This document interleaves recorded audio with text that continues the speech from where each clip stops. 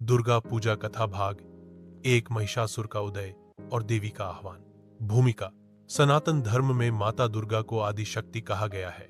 वे सृष्टि की मूल चेतना है, जिनसे ब्रह्मा, विष्णु और महेश जैसे देवताओं की शक्तियां भी उद्भूत होती हैं। जब भी अधर्म अपनी सीमा लांघता है, जब भी देवता और मनुष्य असहाय हो उठते हैं, तब मां दुर्गा अपने विराट रूप में प्रकट होती हैं और धर्म की रक्षा करती हैं। इसी कथा के आधार पर दुर्गा पूजा का पर्व अस्तित्व में आया। यह केवल पूजा पाठ नहीं, बल्कि असत्य पर सत्य की विजय, अहंकार पर विनम्रता की जीत और अधर्म पर धर्म की स्थापना का प्रतीक है।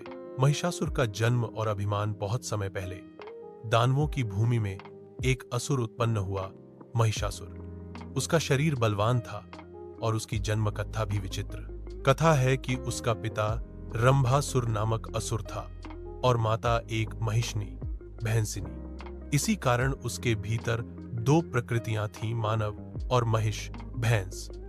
वह इच्छानुसार कभी असुर का रूप धारण करता तो कभी भैंसे का। बाल्यकाल से ही महिषासुर में अपार बल और असीम क्रोध था। वह युद्धों में निपुण हो गया और अपने साम्राज्य का विस्तार करने लगा।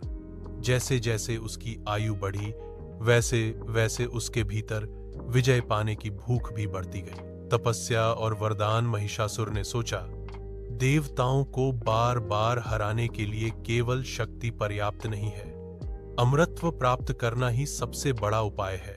इस विचार से वह हिमालय की गुफाओं में चला गया और ब्रह्मा जी की तपस्या करने लगा। सहस